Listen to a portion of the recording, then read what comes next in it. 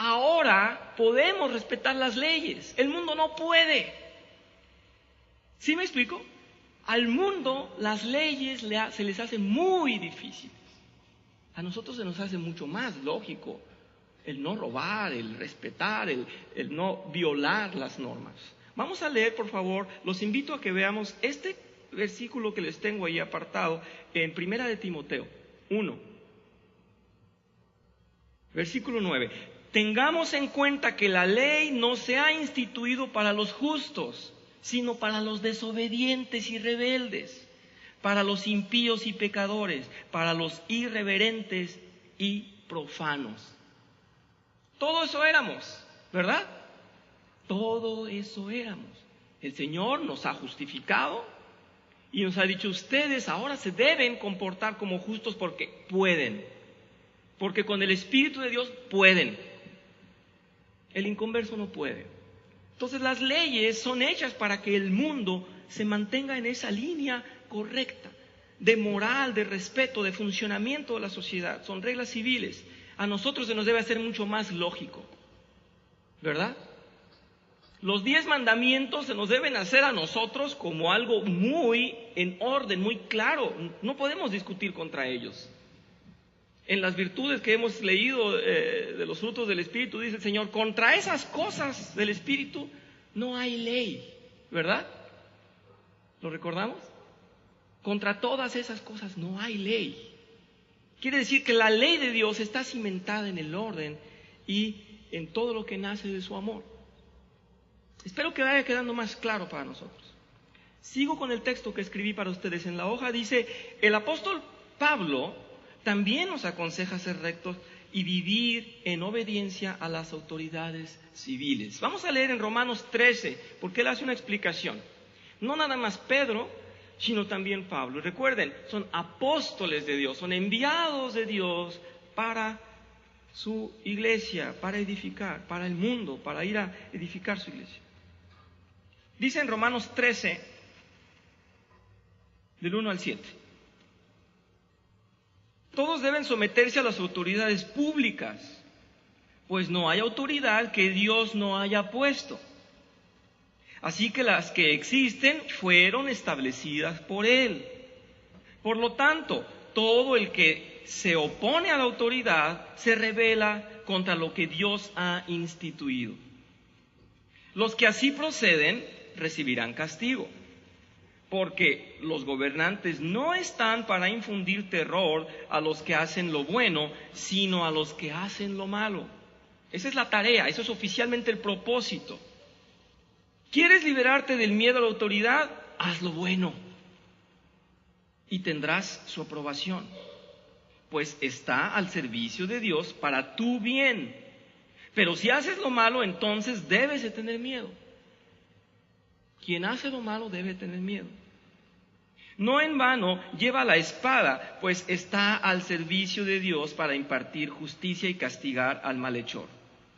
Así que es necesario someterse a las autoridades, no solo para evitar el castigo, sino también por razones de conciencia. Por eso mismo, pagan ustedes impuestos, para que las autoridades, pues las autoridades están al servicio de Dios, dedicadas precisamente a gobernar. Paguen a cada uno lo que le corresponda. Si deben impuestos, paguen los impuestos. Si deben contribuciones, paguen las contribuciones. Al que deba respeto, muéstrenle respeto. Al que deban honor, ríndanle honor. Sí, creo que está muy claro. Está más claro de lo que yo podría extenderme en 10 horas. Y me gustaría que el Señor sea el que nos da en el Espíritu ese entendimiento que Él quiere que adoptemos. No va más lejos, no va tan complicado. Yo sé que hay situaciones muy complicadas. Sabemos que hay gobernantes pésimos y que están haciendo todo lo contrario que dice la ley. Eso no es nuestra referencia. Nuestra referencia siempre va a ser el bien. Porque no habrá ningún gobernante perfecto.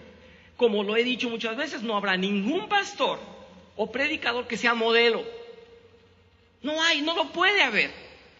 Es un ser humano. Pero nuestra tarea es decir lo que dice Dios y tratar de apegarnos a lo que dice Dios. Imagínense que en esa misma imagen podríamos decir, bueno, ¿yo por qué voy a tener santidad si mi pastor no tiene santidad? ¿Ese es el razonamiento que quiere Dios? Claro que no. Claro, bueno, el pastor principal es Cristo, pero me estoy refiriendo a la imagen de autoridad. Sí, exacto, debemos ver siempre a Dios a través de la palabra que se nos está dando, pero el modelo no es el pastor de nuestra iglesia, porque si le demandamos que sea humilde, respetuoso y cariñoso y amoroso y recto, tendríamos que demandarle también entonces que sea eterno. Y le tenemos que demandar que sea todopoderoso, que sea omnipotente, omnisciente, ¿verdad? Que sea longánime, que nunca se moleste. Entonces, lo que tenemos que ver en nuestras autoridades es lo que Dios quiere de nosotros y, de alguna manera, dejémosle a Él quien cumple o no con su tarea como autoridad, ¿verdad? Porque dijo el Señor, y lo dijo también más temprano, en Primera de Pedro, mucho más arriba, dice que a cada uno se nos va a juzgar particularmente por nuestras obras. Eso lo dijo antes. Muy bien, no sé si les despierta curiosidad el hecho de los impuestos. A ver, dígame, sí, Lupita. A nivel de interpretación, ¿estás diciendo? Sí, también puede haber que alguien no interprete la Biblia muy claramente y no nos deje claras las cosas, ¿verdad? Sí, el Espíritu es el que nos va a dar la revelación. Vamos adelante. No sé si alguien tenga algo que ver con la incomodidad acerca de los impuestos. Yo tenía todo un punto acerca de los impuestos, pero vamos a dejarlo ahí. Vamos adelante. Dice, en otro aspecto, los cristianos no debemos ser sectarios. Nuestra fe está basada en la verdad, la luz y la claridad. Sí saben que es sectario, ¿verdad? Sectas, separarse, hacerse grupitos, excluirse. Muy bien. Dice, es necesario que seamos abiertos a vivir en el mundo, llevando la luz y predicando abiertamente, no excluyéndonos y escondiéndonos en grupos aislados. Entonces, repito, lo que les estaba diciendo Pedro a estos hermanos en exilio, que les estaba diciendo, adáptense a donde van a vivir, sean correctos en ese pueblo, obedezcan las leyes, muéstrense al mundo, instálense y muéstrenle que son ustedes correctos. Y es lo que se nos demanda también a nosotros. Entonces, yo creo que les puede pasar como a mí, a muchos de los que nos hemos convertido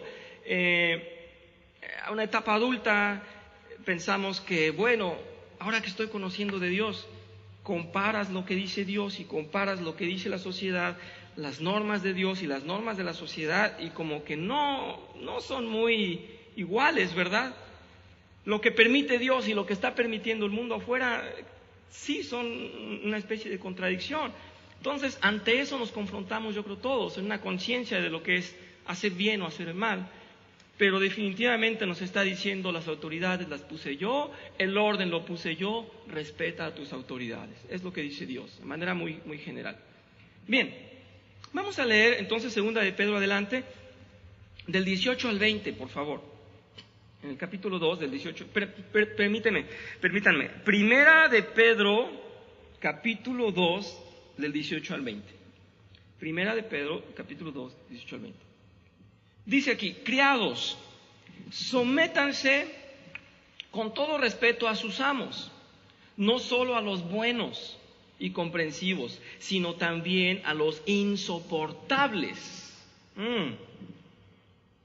Porque es digno de elogio que, por sentido de responsabilidad delante de Dios, se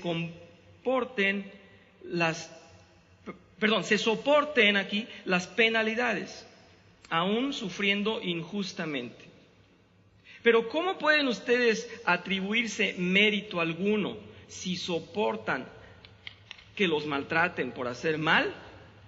En cambio, si sufren por hacer el bien, eso merece elogio delante de Dios.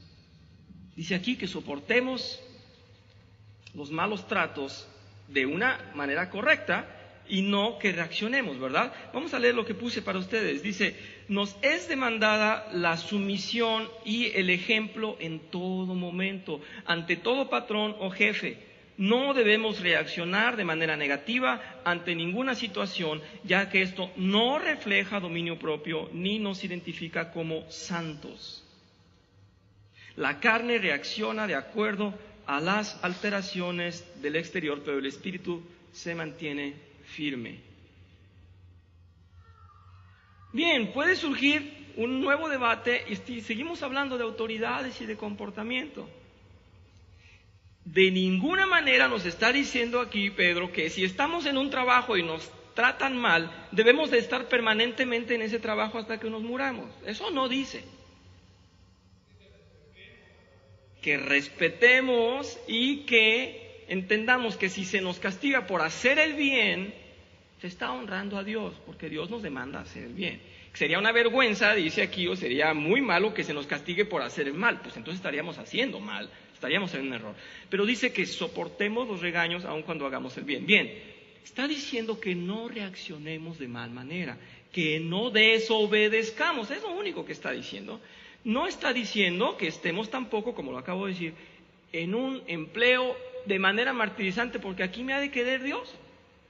Dios quiere que me maltraten, aquí me voy a quedar. De ahí dice que no reclame, pues aquí me voy a quedar para toda la vida. ¿A dónde voy a ir si aquí me puso Dios? De ninguna manera. A veces las palabras se toman con otro sentido, ¿verdad? Yo creo que el Señor nos da entendimiento, sentido común, dominio propio, y nos dice, no reacciones mal ante tus empleados, así sea, ante tus empleadores, así sean los peores. Puedes tener un jefe muy gritón, pero si tú estás haciendo las cosas bien, debes soportarlo y sigue haciendo las cosas bien. Es lo que está diciendo. No sé si alguien tenga algo en referencia a este texto. Creo que es claro, ¿verdad?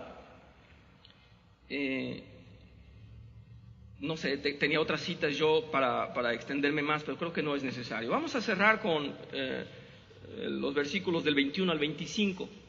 Primera de Pedro, capítulo 2, 21 al 25. Para esto fueron llamados, porque Cristo sufrió por ustedes, dándoles ejemplo para que sigan sus pasos. Él no cometió ningún pecado, ni hubo engaño en su boca. Cuando proferían insultos contra él, no replicaba con insultos.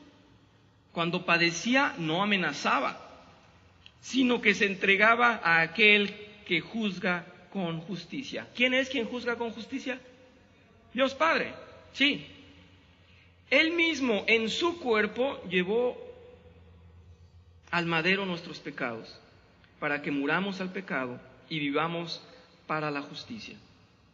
Por sus heridas ustedes han sido sanados.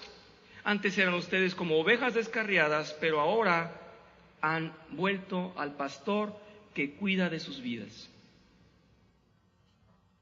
En el texto he puesto para ustedes, el apóstol Pedro tiene toda la autoridad para escribir de esta manera, exhortándonos con razón, ya que él fue testigo presencial del sufrimiento de Jesús.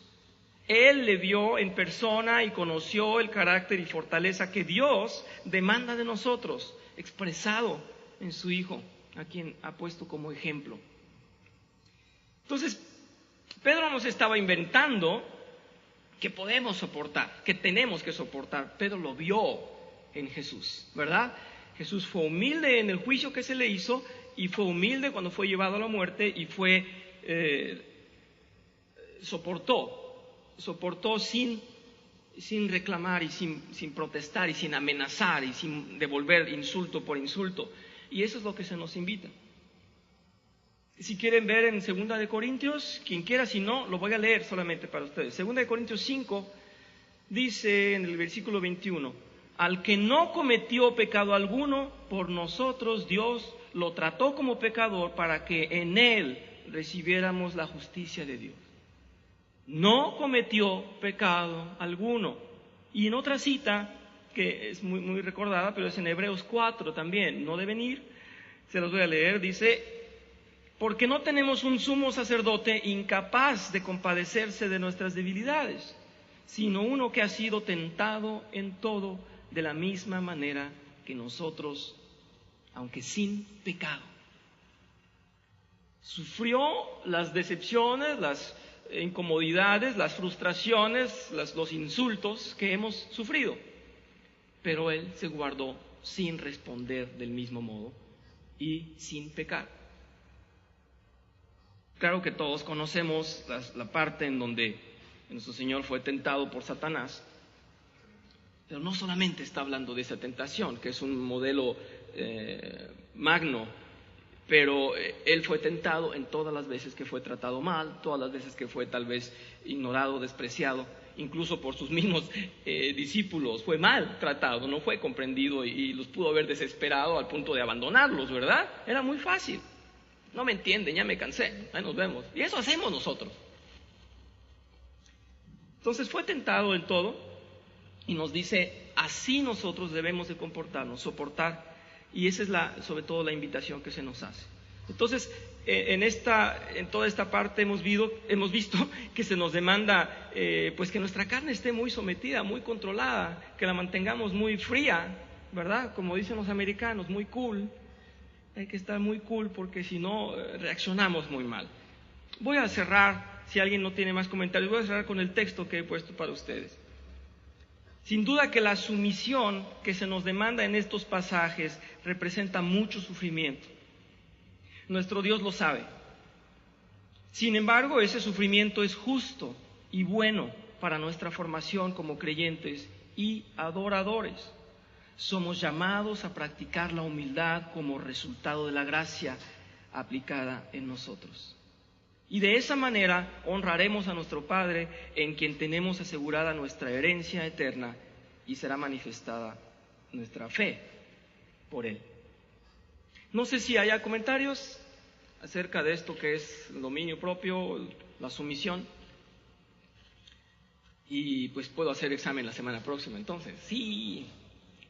No, vamos a hacer un pequeño cuestionario, pero yo les invito a que lean Primera de Pedro, y siempre desde que empezamos a estudiar Primera de Pedro los he invitado. Léanla, lean toda la carta, avancen un poco más de lo que hemos visto. Si tienen comentarios, me encanta tener comentarios, puede ser en medio de la semana, puede ser aquí, y me ha dado mucho gusto recibir los que he recibido, lo hemos podido comentar de manera particular, pero con mucho gusto podemos dar seguimiento o más profundidad a esto si el Señor nos da más entendimiento también.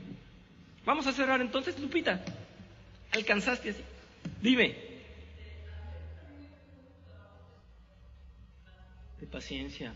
Bueno, primero te felicito porque tu entendimiento es correcto y tu frustración es justa. Es decir, tiene un buen fundamento, una buena razón. Quieres orden. Y yo pienso que los hijos de Dios estamos frustrados en este mundo, definitivamente. Y Dios lo sabe.